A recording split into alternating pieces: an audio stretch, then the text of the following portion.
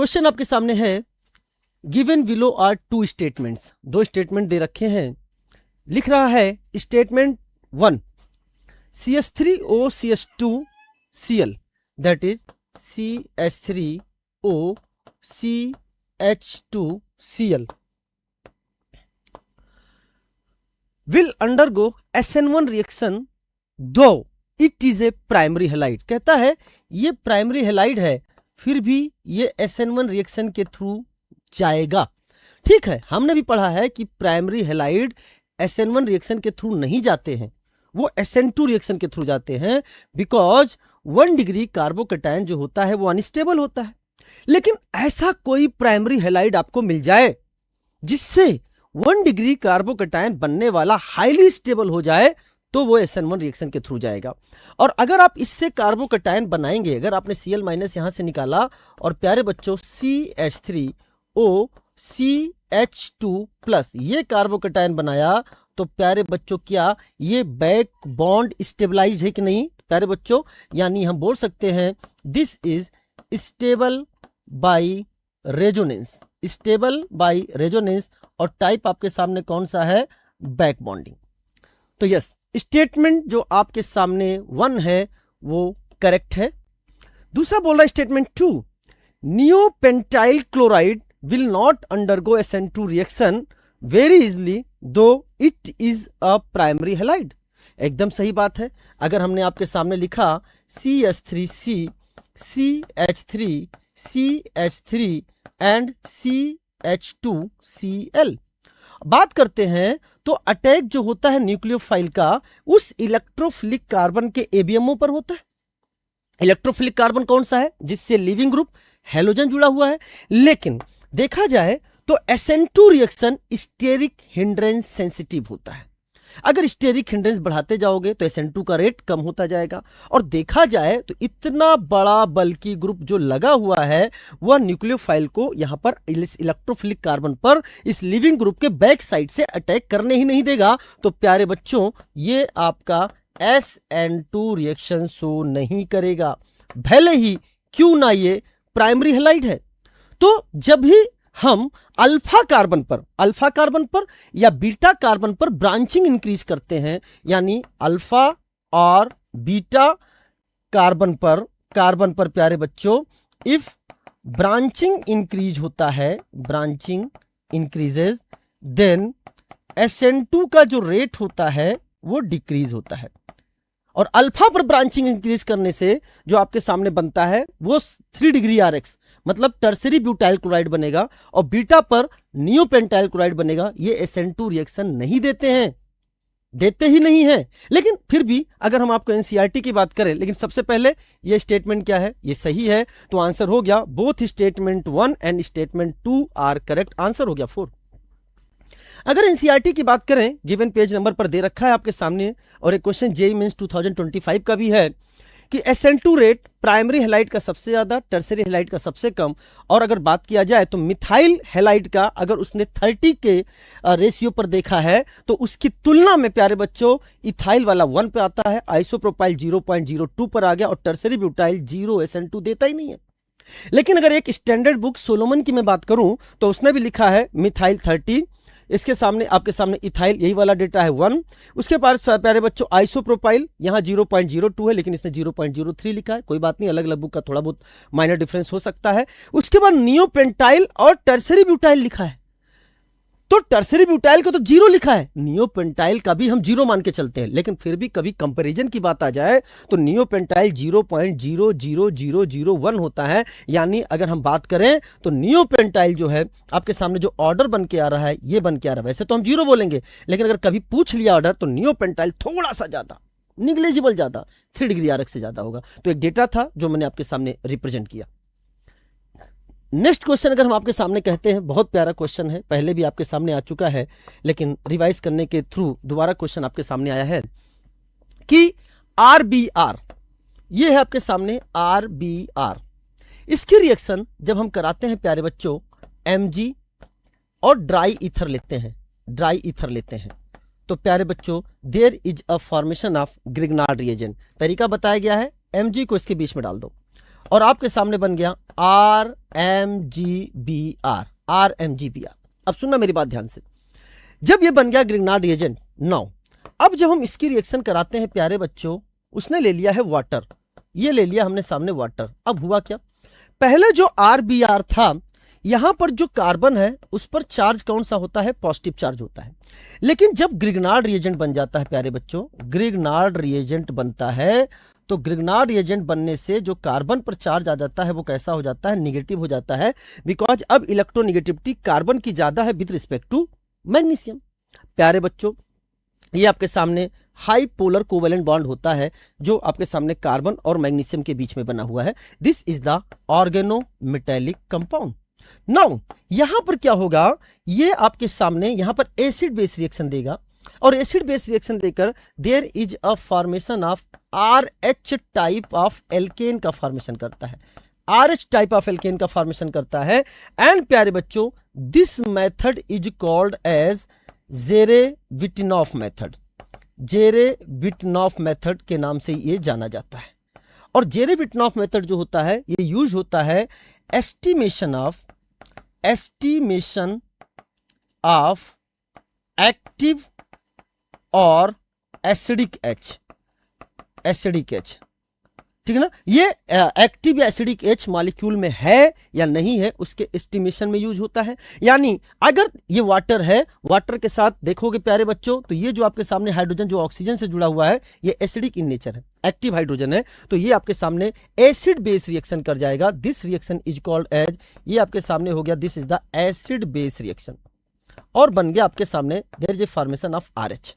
ये तो क्वेश्चन के बारे में आपको पता चला, लेकिन वो कहना क्या चाह रहा है कि ये RBr से हमें इस टाइप का एल्केन बना है। ठीक है, तो हमने क्या देखना है, हमें ये देखना है प्यारे बच्चों कि ये जो आपके सामने, प्यारे बच्चों सुनना, जो आपके सामने Br है, ये जो आपके सामने Br है, ये Br रिप्लेस किससे हो गया, ये Br फाइनली रिप्लेस हो गया H से। यानी कुल मिलाकर अगर हमें इस R के बारे में पता चल जाए, इस R के बारे में, ये दैट इज रेडिकल के बारे में पता चल जाए, R के बारे में पता चल जाए, कितने तरह के ये मॉलिक्यूल रेडिकल बना सकता है जिससे कि हम RBr बना सकें, तो उससे हम पता चल जाएंगे कि RH बनेगा। अब कितने तरह के रेडिकल हम यूज करें जिससे ये बनने वाला RH क्या है वो सेम है, इसकी बात कर रहा है। बहुत आसान क्वेश्चन हो गया। तो अपन क्या बना लेते हैं, हम लोग RH बनाते हैं पहले। अगर RH बनाया तो ये आपके सामने RH बना है, बहुत ध्यान से समझने का प्रयास करना बच्चे। ये हमने आपके सामने RH बनाया, RH मतलब ये एल्केन बनाया। अब कितने तरीके से आप इस पर Br लगा सकते हो जिससे कि Br को हटाकर H लगे और इसी टाइप का आपका एल्केन बने। तो प्यारे बच्चों चलिए हम आपको डिफरेंट तरीके से, एक मिनट, हम सारे स्केलेटन बना देते हैं। यानी कहने का मतलब आपको बताना है इसके स्ट्रक्चरल मोनोक्लोरो डेरिवेटिव, बिकॉज उसने आपसे बोल दिया है कि consider the structural isomer only. तो अगर आप रेडिकल की बात करोगे तो कहां कहां रेडिकल बना सकते हो प्यारे बच्चों, बताओ। ये देखो, ये आपके सामने क्या बोल दें, ये हमने बोल दिया तिराहा बोल दिया। यहां से 3 रास्ते जा रहे हैं, जो रास्ते समान होते हैं उनमें किसी एक रास्ते पर जाना होता है। ये दोनों रास्ते सेम है, एक एक कार्बन पे, तो किसी एक रास्ते पर जाना, और बाकी आप आगे चले जाना। जहां जहां हाइड्रोजन वहां वहां रेडिकल, जहां नहीं है हाइड्रोजन वहां नहीं है रेडिकल। तो प्यारे बच्चों आपके सामने देखा जाए तो एक आपके सामने रेडिकल यहां बन जाएगा, दूसरा रेडिकल आपके सामने प्यारे बच्चों यहां बनेगा, तीसरा रेडिकल आपके सामने यहां बनेगा, और चौथा रेडिकल आपके सामने ये बनेगा। तो इस 2 मिथाइल ब्यूटेन से 4 स्ट्रक्चरल मोनोक्लोरो डेरिवेटिव बनते हैं, और यहीं पर आपको क्या लगा देना है, Br। हमने यहां पर लगा दिया Br, जहां जहां पर रेडिकल था वहां वहां हमने बना दिया Br। अब प्यारे बच्चों ध्यान से समझना, अगर इस Br को हटाया, देखो ये Br हटा है, H लगा है, Br हट के H लगा, यही बना, Br हट के H लगा, यही बना, Br हट के H लगा, यही बना, और Br हट के H लगा, यही बना। यानी ये 4 तरह के स्ट्रक्चर हैं जो RBr से बन सकते हैं, जो सेम टाइप 2 मिथाइल ब्यूटेन का फॉर्मेशन करेंगे। प्यारे बच्चों स्ट्रक्चरल पूछा है इसने, अगर स्टीरियो पूछ ले तो आपको इसमें स्टीरियो केमिस्ट्री को भी देखना पड़ेगा, कैरलिटी सेंटर को भी चेक करना पड़ेगा। तो आंसर हमारे सामने जो बन के आ गया, दैट इज प्यारे बच्चों, हमें 4 तरह के ये RBr है जिससे कि हम इस तरह का एल्केन बना सकते हैं। तो आंसर हो गया हमारा 1। बहुत प्यारा क्वेश्चन, बहुत प्यारा क्वेश्चन। चलिए प्यारे बच्चे, next question taken from NCERT, बहुत ध्यान से देख सकते हैं, इंपॉर्टेंट है, एग्जाम में आने के चांसेस हैं। पूरा एनसीईआरटी कोट करके आपके सामने रखा गया है ताकि आपको ये समझाया जा सके कि हम जितने भी क्वेश्चन सॉल्व कर रहे हैं विद इन द सिलेबस कर रहे हैं। क्वेश्चंस का लेवल बढ़ सकता है, क्वेश्चन लेंदी भी हो सकता है, लेकिन रहेगा हमारे एनसीईआरटी के बाउंड्री के अंदर ही। तो लिखा है which one of the following reaction is incorrect, आपको इनकरेक्ट बताना है। तो चलिए स्टार्ट करते हैं। अगर हम बात करते हैं क्लोरोबेंजीन, आज हम प्रोडक्ट बनाने जा रहे हैं। हेलोजन जब रिएक्टिविटी की बात करी जाती है तो -I इफेक्ट से देखा जाता है, लेकिन जब प्रोडक्ट या ओरिएंटेशन ऑफ प्रोडक्ट की बात करी जाती है तो +M या +R इफेक्ट से देखा जाता है। तो प्यारे बच्चों, यहां पर Cl के पास क्या है, ये लोन पेयर है। ये कौन सा इफेक्ट शो करेगा, ये आपके सामने +M इफेक्ट शो कर रहा है। +M इफेक्ट शो करने के कारण ये ortho and para directing nature होता है, लेकिन जो मेजर प्रोडक्ट यहां पर बनेगा वो पैरा पर बनेगा, बिकॉज आर्थो पर स्टेरिकली हिंडर्ड होने के कारण मेजर प्रोडक्ट पैरा पर बनता है। तो प्यारे बच्चों, यहां से देखिए, ये CH3COCl या एसिटाइल क्लोराइड या इथेनॉइल क्लोराइड, यहां से AlCl3 यहां से Cl माइनस ले जाएगा और there is a formation of CH3 C double bond O पे पॉजिटिव चार्ज, एसिटाइलियम आयन बनाएगा और जाकर प्यारे बच्चों, चूंकि मेजर प्रोडक्ट की बात हो रही है तो हम मेजर प्रोडक्ट जो है वो पैरा पर ही बनाएंगे और आपके सामने दैट इज बन गया Cl और ये हो गया प्यारे बच्चों C double bond O CH3, ये प्रोडक्ट बनना इंपॉर्टेंट क्या है, प्रोडक्ट तो बनना इंपॉर्टेंट है, लेकिन उसने कितना अच्छा फ्रेम किया है, उसने प्रोडक्ट बनाकर नहीं दिया। प्रोडक्ट बनाकर देता तो चीजें बड़ी आसान हो जाती, उसने नाम लिख कर दिया है। इस चीज पर ध्यान देना, कभी जब वो कॉमन नेम यूज कर ले, कभी वो आईपैक नेम यूज कर ले तो क्वेश्चन का लेवल अच्छा हो जाता है। तो अगर आप इसका नाम लिखना पसंद करोगे तो ये आपके सामने क्या है, कीटोनिक ग्रुप है। और कीटोनिक ग्रुप हो जाने के कारण प्यारे बच्चों ध्यान सुनना, हमारा प्रिंसिपल फंक्शन ग्रुप ये बनेगा। तो अगर आप नंबरिंग करोगे CH3CO, ये है CH3CO बात करें, और आपके सामने बात करते हैं तो CH3CO PH होता तो उसे बोलते हैं हम लोग क्या, एसिटोफिनॉन। लेकिन प्यारे बच्चों, ये आपके सामने 1, ये है 2, ये है 3 और ये है 4, तो आपके सामने बन गया 4 क्लोरो एसिटोफिनॉन, यानी ये आपके सामने सही है, एकदम सही है। चलिए आई साहब, दूसरे में चलते हैं। OCH3 this is called as anisole. बेटा नाम भी आपको पता होना चाहिए, हो सकता है कल वो एनीसॉल लिख कर दे दे, नहीं एनीसॉल लिखेगा, फेनिटॉल लिख कर दे दे। आपको दोनों चीजें पता होनी चाहिए, हमारे एनसीईआरटी में दिए हैं। एल्कोहल फिनॉल ईथर चैप्टर में जाओगे तो ये जो आपके सामने बना हुआ molecule, this molecule is called as anisole, OCH3, ये एनीसॉल है। That is methyl phenyl ether, that is methoxybenzene, ये एनीसॉल है, ये कॉमन नेम है और ये आपके सामने आईपैक नेम है। एनीसॉल IUPAC एक्सेप्टेड भी है, ये भी देखो कॉमन नेम में भी लिखा हुआ है और IUPAC में भी लिखा हुआ है, यानी ये IUPAC एक्सेप्टेड नेम है। ठीक है, ये आपके सामने this is the common name. Questions के थ्रू, चूंकि आप ये वीडियो लेक्चर देख रहे हैं इसलिए उससे रिलेटेड और क्या क्या क्वेश्चन पूछे जा सकते हैं मैं आपको वो भी बता रहा हूं। और ये आपके सामने दिया है this is the IUPAC name, तो कल हो सकता है एनीसॉल की, एनीसॉल आपका आईपैक नेम भी है।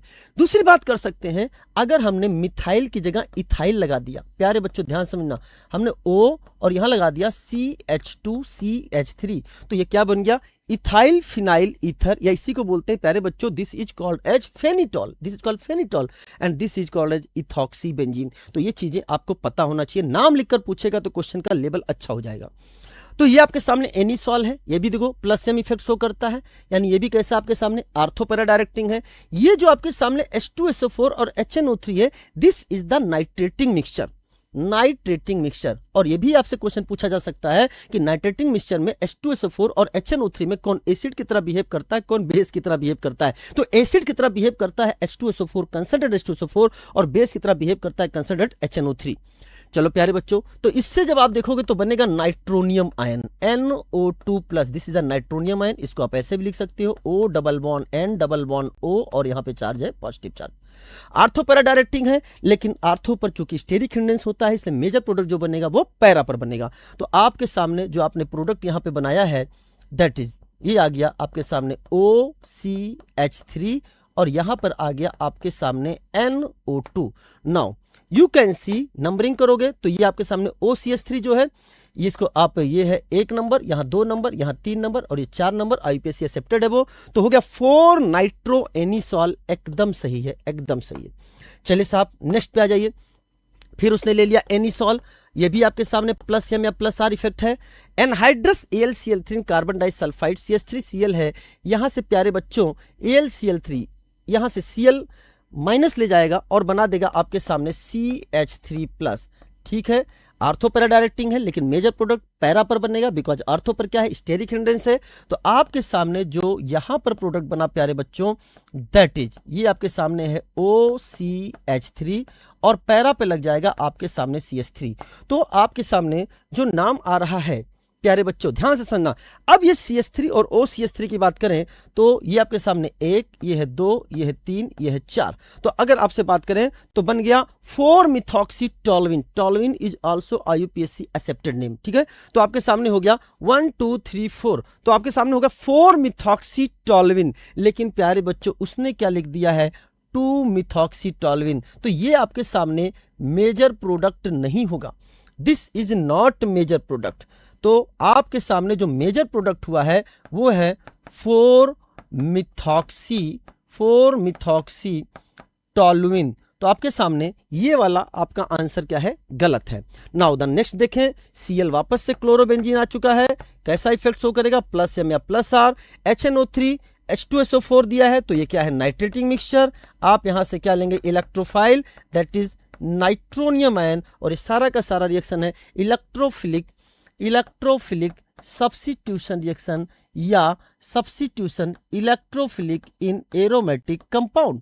एंड प्यारे बच्चों यहां से देखें तो मेजर प्रोडक्ट आपका पैरा पर बनेगा स्टेरिक रीजन के कारण। एंड आप देख सकते हैं यहां पर Cl आया, यहां पर NO2 आया। अब अगर हम बात करते हैं तो क्लोरो NO2 दोनों ही सब्स्टिट्यूएंट हैं, और सब्स्टिट्यूएंट होने के नाते अगर क्लोरो और NO2 बात करें तो C पहले आता है, तो इसको नंबरिंग देंगे 1, ये है 2, ये है 3, ये है 4, तो नाम हो जाएगा 1-chloro-4-नाइट्रोबेंजीन। एकदम सही है। तो उसने क्वेश्चन पूछा इनकरेक्ट कौन सा है, तो आंसर हो गया इनकरेक्ट आपका हो गया 3rd। NCERT से ये क्वेश्चन खुद फ्रेम किया गया है, मैंने खुद इसको फ्रेम किया है क्वेश्चन को। और चूंकि NCERT में अगर हम आपसे बात करें तो ये पेज आपके NCERT का दिया हुआ है, गिवन पेज नंबर पर आप देख सकते हैं। तो क्लोरोबेंजीन का उसने halogenation, nitration, sulphonation and Friedel craft reaction में एल्काइलेशन एंड एसाइलेशन के रिएक्शंस दे रखे हैं। इंपॉर्टेंट चीज क्या है, आपको इसको रिवाइज करना है। नंबर 2, आपको क्या करना है, जो नाम लिखे हुए हैं इन नाम से आपको स्ट्रक्चर खुद से सोचना है। स्ट्रक्चर नहीं, पहले आप कहीं पर रफ पर क्या लिखें, इन सारे नामों को लिख लें और इनसे स्ट्रक्चर को खुद बनाने का कोशिश करें। बिकॉज प्यारे बच्चों अगर उसने नाम लिख कर दे दिया तो स्ट्रक्चर बनाने में एक दिक्कत हो सकती है अगर आप पहले से रिविजन नहीं करके जाएंगे, एंड या फिर वहां ज्यादा टाइम आप ले सकते हैं। चलिए साहब, उसी तरह से एनिसॉल का देखिए, halogenation, Friedel craft reaction, and आपके सामने चाहे वो एल्काइलेशन हो चाहे एसाइलेशन हो, एंड आपके सामने नाइट्रेशन, ये सारे के सारे प्रोडक्ट बने हुए, तो इनका भी इसी तरीके से आप सारा नाम देखेंगे कि नाम क्या है और उसका स्ट्रक्चर क्या है। इसीलिए मैंने इस क्वेश्चन को दिया है। अगर हम सीधे स्ट्रक्चर बनाकर देते तो बहुत आसान हो जाता, बेटा पैरा पे लगेगा टिक करो, पैरा पे टिक करो, पैरा पे टिक करो, लेकिन उसने नाम दिया है तो कहीं ना कहीं समय लगा ना, समय लग रहा है ना नाम लिखने के लिए। तो अगर पहले से आप मेहनत किए रहोगे तो आपके लिए चीजें क्या होगी, आसान होगी। इसलिए पूरी कोशिश कर रहा हूं मैं कि ऐसे क्वेश्चंस फ्रेम करके आपके सामने लाऊं, या जेईई मेंस, जेईई एडवांस के ऐसे क्वेश्चंस लेकर आऊं जो नीट ओरिएंटेड हो और वो आपसे पूछे जाने की संभावना रखते हो। चलिए नाउ आपके सामने बात करें तो अगला question also taken from NCERT। बड़ी मेहनत से ये चीज़ें करी गई हैं, बहुत टाइम लगता है प्यारे बच्चों, केवल आपके लिए करता हूं, ठीक है ना, ताकि चीज़ें आपको समझ में आए और इसकी इंपॉर्टेंस भी आपको समझ में आए। दैट लिखा है कि जब हम इथाइल अल्कोहल की रिएक्शन H2SO4 से कराते हैं 413 केल्विन पर, तो which of the following is not form. जब भी एग्जाम में क्वेश्चन करिए ना तो जहां नॉट लिखा है फॉर्म या इनकरेक्ट लिखा है या करेक्ट लिखा है उसको जरूर अंडरलाइन कर लिए, ताकि क्वेश्चन को सॉल्व करते समय आपका दिमाग एकदम सचेत अवस्था में रहे कि हमें इसी क्वेश्चन को क्या है, इसका जो आंसर है उसी को टिक करना है जो पूछा गया है। तो अगर मैं बात करूं तो इसके पीछे भी मेरा रीजन है क्वेश्चन देने से, ताकि मैं आपको एक नहीं दो चीजें रिवाइज करा सकूं।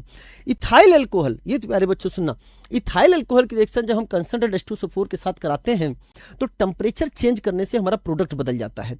अगर टेम्परेचर हमारा 413 केल्विन पर होता है, 413 केल्विन पर होता है तो ईथर बनता है, डाई इथाइल ईथर का फॉर्मेशन होता है। लेकिन अगर टेम्परेचर हमारा 443 केल्विन पर होता है तो बन जाता है इथाइलिन या इथीन हम बोलते हैं, ये बन जाता है। अच्छा सुनो, ऐसे भी याद कर सकते हो। 150 डिग्री सेंटीग्रेड से कम होगा तो होगा सब्स्टिट्यूशन, 150 डिग्री से ज्यादा होगा तो होगा elimination, because higher temperature favours elimination, you know well. तो यहां देखो 150 से नीचे 140 से मैंने डिग्री सेंटीग्रेड में दे दिया। मान लो कभी एग्जाम में भूल जाओ कि अरे आप 413 पर क्या था, 443 पर क्या था, तो दिमाग में एक स्टैंडर्ड सेट रखो। 150 से नीचे था सब्स्टिट्यूशन, 150 से ऊपर था एलिमिनेशन। सब्स्टिट्यूशन होगा तो बनेगा ईथर, एलिमिनेशन होगा तो बनेगा आपके सामने एल्कीन। तो देखो 140 दैट इज 140 डिग्री सेंटीग्रेड पर क्या बन रहा है, वो 140 डिग्री सेंटीग्रेड मतलब 413 केल्विन है, क्या बन रहा है, डाइथाइल ईथर। और अगर आपके सामने 170 डिग्री सेंटीग्रेड है तो मतलब 443 केल्विन, और क्या बन रहा है प्यारे बच्चों, दैट इज द इथाइलिन या इथीन। तो ये चीजें आपको प्यारे बच्चों, दिस इज कॉमन नेम इसका है इथाइलिन, और आईपैक नेम हो गया प्यारे बच्चों इसका इथीन। ये आपके सामने है, this is the di ethyl ether, di ethyl ether हो गया इसका कॉमन नेम। और इथॉक्सी इथेन ये हो गया प्यारे बच्चों इसका आईपैक नेम। अब हम जानते हैं कि ये जो हमारे सामने इथाइल अल्कोहल है ये कितने डिग्री का अल्कोहल है, ये आपके सामने 1 डिग्री का अल्कोहल है, और 1 डिग्री के अल्कोहल SN2 के थ्रू आगे बढ़ते हैं। अगर 1 डिग्री अल्कोहल है तो SN2 के थ्रू आगे बढ़ेगा, 2 डिग्री अल्कोहल या 3 डिग्री अल्कोहल है तो वो SN1 के थ्रू आगे बढ़ेगा। तो प्यारे बच्चों ये 1 डिग्री अल्कोहल है तो ये SN2 के थ्रू आगे बढ़ेगा। नंबर 2, अगर हम आपसे बात करें तो OH एक पुअर लिविंग ग्रुप होता है, आसानी से नहीं निकल सकता। तो सबसे पहले हमने इसे किया प्रोटोनेशन। ये जो आपके सामने अल्कोहल है यहां एक न्यूक्लियोफाइल की तरह बिहेव कर रहा है, और H+ यहां पर एक इलेक्ट्रोफाइल की तरह बिहेव कर रहा है। जब इसका प्रोटोनेशन हो जाएगा तो आपके सामने बन गया प्यारे बच्चों protonated alcohol, protonated ethyl alcohol हो गया। और जब ऑक्सीजन 3 बॉन्ड बनाकर पॉजिटिव चार्ज रखता है तो उसे अपन बोलते हैं ऑक्सोनियम आयन, और ये there is a formation of, this is called as formation of ethyl oxonium ion. Ethyl oxonium ion का फॉर्मेशन हो गया या प्रोटोनेटेड अल्कोहल का फॉर्मेशन हो गया। एंड प्यारे बच्चों जो प्रोटोनेटेड अल्कोहल होता है वो क्या होता है, इलेक्ट्रोफाइल होता है। एनसीईआरटी में मेंशन है कि alcohol are nucleophile but protonated alcohol are electrophile, ये भी चीज आपको ध्यान रखना है। नाउ अब प्यारे बच्चों ये आपके सामने जैसे ही इस पर चार्ज पॉजिटिव चार्ज आया ये लिविंग ग्रुप की तरह बिहेव करने लग गया, लेकिन ये लिविंग ग्रुप जो बना है प्यारे बच्चों ये अपने से नहीं निकलेगा, यानी क्योंकि अगर अपने से निकल गया तो आपके सामने बना लेगा CH3 CH2+ का फॉर्मेशन करेगा, और इथाइल कार्बोकैटायन जो होता है लेस स्टेबल होता है प्यारे बच्चों, इथाइल कार्बोकैटायन नहीं बनेगा। तो अब क्या होगा, यहां SN2 मैनर आएगा, SN2 मैनर से आगे बढ़ेगा तो एक दूसरा न्यूक्लियोफाइल, कौन न्यूक्लियोफाइल, अल्कोहल का दूसरा मॉलिक्यूल आपके सामने न्यूक्लियोफाइल की तरह काम करेगा। ये आपके सामने है इलेक्ट्रोफाइल की तरह काम करेगा। ये लिविंग ग्रुप जिस कार्बन से जुड़ा होता है वही हमारा इलेक्ट्रोफिलिक सेंटर होता है। ये अपने लोन पेयर से करेगा अटैक और ये बॉन्ड टूट जाएगा खटैक। आपके सामने अटैक खटैक्स takes place simultaneously by the formation of transition state. And प्यारे बच्चों ये जो मैकेनिज्म आपके थ्रू चलती है ये मैकेनिज्म आपके यहां चलती है SN2 मैकेनिज्म। ये एनसीईआरटी का है, एनसीईआरटी से सीधे लिया गया है, उसमें मैकेनिज्म दे रखी है गिवन पेज नंबर पर, जो आपको पेज नंबर यहां बताया गया है। नाउ अब आपके सामने जो फॉर्मेशन हुआ है प्यारे बच्चों ध्यान सुना, इसने लोन पेयर से अटैक किया, इस पर पॉजिटिव चार्ज आ जाएगा, और यहां से वाटर मॉलिक्यूल जो है वो बॉन्डेड पेयर ऑफ इलेक्ट्रॉन को लेकर एज ए लिविंग ग्रुप बाहर निकल चुका है, वाटर बाहर हो गया और आपके सामने बन गया प्रोटोनेटेड ईथर। एंड प्यारे बच्चों जब ऑक्सीजन 3 बॉन्ड बना के साथ पॉजिटिव चार्ज रखता है तो उसे अपन बोलते हैं ऑक्सोनियम आयन। ये भी आपके सामने क्या है, there is a formation of oxonium ion. Now उसके बाद ये आप H+ रिलीज कर देगा, H+ रिलीज कर दिया, वो H+ कोई भी ले सकता है, वाटर भी ले सकता है, वो H+ दूसरा मॉलिक्यूल जो है आपका इथाइल अल्कोहल का एज ए बेस यहां से H+ ले सकता है। And there is a formation of diethyl ether. अब उसने कहा कि इस पूरे मैकेनिज्म में, देखो मैकेनिज्म से क्वेश्चन पूछा गया है, उसने कहा इस पूरे मैकेनिज्म में क्या नहीं बनेगा, तो आइए देख लेते हैं क्या इस मैकेनिज्म में क्या हमारे सामने प्रोटोनेटेड ईथर बना, क्या यस प्रोटोनेटेड ईथर बन गया, ये बन गया प्यारे बच्चों, तो प्यारे बच्चों ये बन गया। दूसरा चल रहा है क्या इथाइल ऑक्सोनियम आयन बना, यस इथाइल ऑक्सोनियम आयन बन गया, ये भी बन गया। चलो साहब हाँ इथाइल कार्बोकैटायन नहीं बनता, ये नहीं बनेगा, ये बन गया, ये बन गया, ये नहीं बनेगा। एंड क्या आपके सामने डाईथाइल ईथर बन रहा है? यस, फाइनल प्रोडक्ट क्या बन रहा है? डाईथाइल ईथर बन रहा है। तो ये भी हमारे सामने बन रहा है। तो आंसर कौन सा नहीं बनेगा? तो आंसर है थर्ड नहीं होगा। तो अच्छा क्वेश्चन था, रिवीजन कराने के प्रयास था यहाँ पे कि आपको पूरा रिवीजन, पूरा मैकेनिज्म को रिवाइज करा दिया जाए। मैकेनिज्म हमारे एनसीईआरटी में दिया है और इसके थ्रू ये भी बता दिया जाए कि अगर टेम्परेचर का वेरिएशन अलग अलग होता है तो हमारे प्रोडक्ट अलग अलग होंगे। देखा जाए तो मैं पूरी कोशिश कर रहा हूं, आप इसे केवल क्वेश्चन का डिस्कशन मत समझें, आप इसे वन शॉट समझ सकते हैं। आप इसमें ऑर्गेनिक को रिवाइज करने का मेरा प्रयास समझ सकते हैं, जिससे कि आपको सारी की सारी चीजें अच्छे से रिवाइज हो जाए। डिस्कशन करना है तो 15 क्वेश्चन के डिस्कशन में ज्यादा समय नहीं लगेगा। मुझे पेपर दे दिया जाए, मैं भी एज ए स्टूडेंट बात करूंगा तो पेपर को with in less than 15 minute में सॉल्व कर दूंगा। लेकिन मेरा पर्पज है यहाँ एक्सप्लेनेशन अच्छे से देना, ताकि आप चीजें अगर देख रहे हो तो इसके आजू बाजू कितने क्वेश्चंस बन सकते हैं वो भी आपको बताना। चलिए प्यारे बच्चों, नाउ बहुत प्यारा क्वेश्चन, इसे मैंने खुद फ्रेम किया हुआ है। ये आपके हाइड्रोकार्बन चैप्टर से लिया गया है, उसमें क्वेश्चन दिया हुआ है जिससे मैंने ऑप्शन में दिखा के भी फ्रेम किया है। ये भी बहुत अच्छा चीज आपको सिखाएगा। C2H5Cl की अगर हम बात करते हैं तो प्यारे बच्चों CH3 CH2Cl ये आपके सामने है। इसकी रिएक्शन जब हमने कराई एल्कोहलिक KOH के साथ, एल्कोहलिक KOH के साथ एंड हीट, तो प्यारे बच्चों ये आपके सामने E2 एलिमिनेशन होगा। एंड आपके सामने प्यारे बच्चों जिस कार्बन से हेलोजन जुड़ा है वो अल्फा है, बगल वाला आपके सामने बीटा है। ये आपके सामने बीटा एलिमिनेशन होगा, अल्फा बीटा एलिमिनेशन। यहाँ से H निकालो, यहाँ से Cl निकालो, and there is a formation of CH2 double bond CH2। प्यारे बच्चों जरा कमेंट बॉक्स में लिखो इसका नाम क्या है। मेरे लिखने से पहले लिखो, पॉज कर दो यहाँ पर और पहले इसका नाम लिखो ताकि आपका रिवीजन हो। Yes, this is called as, इसे हम बोलते हैं this is called as ethylene, ये इसका कॉमन नेम है, और इथीन ये इसका प्यारे बच्चों that is the IUPAC name है।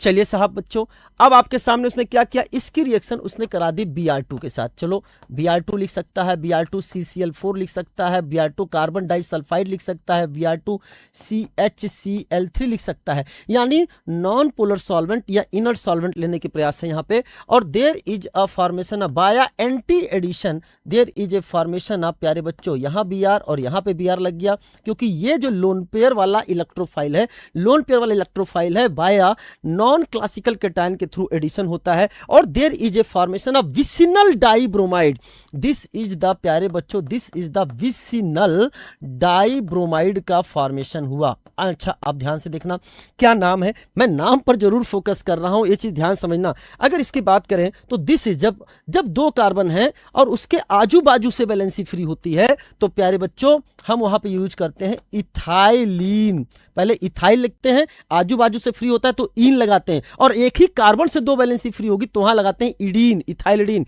ये इथाइलिन डाइब्रोमाइड, इथाइलिन डाइब्रोमाइड। चूंकि मैंने बात कह दी है इसलिए मैं आपके सामने ये भी लिख रहा हूं, इसको भी आप देख लीजिए। CH3 CH, अगर मैंने ये Br और ये Br लिखा होता, एक ही कार्बन से दो वैलेंसी फ्री है। नाम लिखने का तरीका होता है, पहले मोनोवैलेंट का नाम लिखो। मोनोवैलेंट का नाम हमने लिख दिया दिस इज द इथाइल, एक ही कार्बन से दो वैलेंसी फ्री है तो हम लगाते हैं इडीन, इथाइलिडीन ब्रोमाइड। बेटा ये अपने एनसीईआरटी में दे रखा है।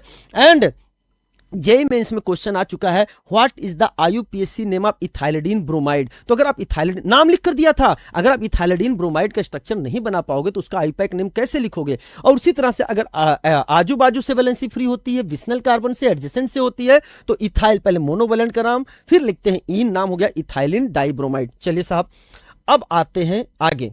नाउ इसके बाद वो कहता है, तो आपके सामने ए क्या बना, आप हम लोग यहाँ बताते भी चल रहे हैं। आपने जो ए बनाया था वो आपके सामने हो गया, ये बन गया आपके सामने ए प्यारे बच्चे। Br2 के साथ रिएक्शन करके जो बना है ये आपके सामने बन गया बी प्यारे बच्चे। नाउ अब फिर बहुत प्यारा क्वेश्चन आ गया है, उसने कहा हमने एल्कोहलिक KOH पहले यूज किया, उसके बाद हम सोडामाइड यूज कर रहे हैं। भाई यूज कर लीजिए, उसने सबसे पहले ले लिया प्यारे बच्चों एल्कोहलिक KOH। अच्छा यहाँ एल्कोहलिक KOH भी ले सकते हैं पहले स्टेप में, और सोडामाइड भी ले सकते हैं। अब क्या करेगा, ये E2 एलिमिनेशन कराएगा। कैसे कराएगा प्यारे बच्चों, ध्यान सुनना, यह भी अल्फा बीटा एलिमिनेशन करेगा। जिस कार्बन से Br जुड़ा है मान लो उसको अल्फा बोला, तो प्यारे बच्चों ध्यान सुना, यहाँ से Br ले जाएगा और अल्फा से Br ले जाएगा, बीटा से H ले जाएगा, और there is a formation of CH2 double bond CHBr और there is a formation of, इसका नाम है, दिस इज बिनाइल ब्रोमाइड। ये आपके सामने उसने बना दिया बिनाइल ब्रोमाइड। लेकिन कह रहा है फिर आगे NaNH2। अब सुनना मेरी बात ध्यान से, अगले स्टेप में जब हम प्यारे बच्चों आगे बढ़ते हैं तो एल्कोहलिक KOH नहीं ले सकते, यहां हमें NaNH2 ही लेना पड़ेगा। पहले स्टेप में चाहे एल्कोहलिक KOH ले लो चाहे NaNH2 ले लो, कोई फर्क पड़ने वाला नहीं है। लेकिन सेकेंड स्टेप में आपको NaNH2 ही लेना है। सर ऐसा आप क्यों कह रहे हो? बिकॉज बेटा ये जो Br है ये देखो अपने लोन पेयर के थ्रू स्टेबल बाई रेजोनेंस है। प्यारे बच्चों सुनना, this is the stable by resonance है, और रेजोनेंस स्टेबलाइज होने के कारण alcoholic KOH is not allowed in this step. तो हमें एल्कोहलिक KOH से ज्यादा स्ट्रॉन्ग बेस चाहिए होगा, और NaNH2 जो होता है, सोडामाइड जो होता है, NH2 माइनस जो होता है, वो स्ट्रॉन्ग बेस होता है एल्कोहलिक KOH की तुलना में। चलो प्यारे बच्चों, अब यहां से फिर वही वाला काम होगा। क्या होगा? जिस कार्बन से Br है वो अल्फा है, यहां से Br हटा दो, यहां से बीटा से H निकाल दो, and there is a formation of CH triple bond CH। This is called as acetylene. Acetylene common name है और इथाइन इसका आईपैक नेम है। बच्चा कभी कभी कंफ्यूज हो जाता है इथाइन में और इथाइलिन में। Ethylene carbon carbon double bond है, ethyne carbon carbon triple bond है। ये चीजें आपको समझना। तो चलो साहब, हमने क्या बना दिया आपके सामने? C बन गया, ये आपके सामने बन गया C। अब क्वेश्चन आगे बढ़ाते हैं। कह रहा है रेड हॉट प्यारे बच्चों, रेड हॉट Fe ट्यूब, या हम यहां पर लिख सकते हैं प्यारे बच्चों कॉपर ट्यूब भी लिख सकते हैं। तो अगर आपके सामने उसने ले लिया रेड हॉट Fe या कॉपर ट्यूब ले लिया, तो 3 मॉलिक्यूल ऑफ एसिटाइलिन मिलकर, एकदम सही कर रहे हैं आप, क्या बन जाएगा? बेंजीन। अगर बताओ बेंजीन का एक और नाम बताओगे, एनुलिन के टर्म में क्या नाम होता है बताओगे? कोई बच्चा बताएगा? जरा लिखो, मुझसे पहले लिख देना बेंजीन। वेरी गुड, आप में से कुछ बच्चे लिख भी रहे हैं। प्यारे बच्चों इसे बोलते हैं, this is called as 6 annulene. इसे हम 6 एनुलिन के नाम से भी जानते हैं। चलो साहब, ये आपके सामने बन गया D, ये आपके सामने बन गया D, ये बन गया हमारे सामने D। अब अगला स्टेप क्या कह रहा है? कह रहा है भाई आगे बढ़ते हैं, और कहता है कि हमने लिया O3 जिंक H2O। आपको तो ऐसा याद हो गया होगा, ये क्लास में इतनी बार इसको कराया गया। O3 जिंक H2O जो है ये आपके सामने रिडक्टिव ओजोनोलाइसिस है, रिडक्टिव ओजोनोलाइसिस है। और तरीका बताया है, डबल बॉन्ड को तोड़ दे, ऑक्सीजन ऑक्सीजन जोड़ दे, डबल बॉन्ड को तोड़ दे, ऑक्सीजन ऑक्सीजन जोड़ दे, डबल बॉन्ड को तोड़ दिया है, ऑक्सीजन ऑक्सीजन जोड़ दिया है, और यहां से एक, यहां से एक, यहां से एक, यानी 3 molecule of CH double bond O and CH double bond O बनता है, जिसका नाम है प्यारे बच्चों ग्लाइऑक्सल। ये बनता है प्यारे बच्चों ग्लाइऑक्सल। तो ये जो आपके सामने बना है, दिस कंपाउंड इज E। तो हमने देखा, एक तरह से देखा जाए तो एक बहुत अच्छा सा एक रिवीजन भी हो गया आपके सामने। अब इनको ध्यान में रखते हुए कह रहा ABC 3 ऑप्शन दिए हैं, बताओ कौन सा ऑप्शन सही है, कौन सा ऑप्शन गलत है। तो आइए ध्यान देते हैं। उसने कहा C जो है वो एसिटाइलिन है, यस C एसिटाइलिन है। D बेंजीन है, यस D बेंजीन है, आप एकदम सही हैं। B कहता है, B जो है वो इथाइलिन डाइब्रोमाइड है, यस इथाइलिन डाइब्रोमाइड है। E जो है वो ग्लाइऑक्सल है, आप भी एकदम सही हैं। एक में C में कहता है A जो है वो इथाइलिन या इथीन है, यस A इथाइलिन या इथीन है। C एसिटाइलिन या इथाइन है, आप भी एकदम सही। तो उसने बोला which of the following is are correct. अब इसी में बहुत ABC कर देना, मान लो अगर ABC के टर्म में उसने दिया, अब दिया है only AB, only AC, only B, भैया A B और C सारे करेक्ट हैं। अच्छा क्वेश्चन नहीं है क्या? एग्जाम के पास पहुंच रहे हो और इस तरह के क्वेश्चंस अगर आपके सामने आ जाएं तो क्या एक अच्छा रिवीजन नहीं है? हाँ, इससे क्या होगा, स्पीड भी आपको बढ़ानी है। ये सारी चीज़ें आपको तड़तड़ क्या है तुरंत समझ में आना चाहिए कि हाँ क्या बनने वाला है, क्या बनने वाला है, क्या बनने वाला है। Is it clear? बहुत प्यारा क्वेश्चन है, taken from NCERT, given page number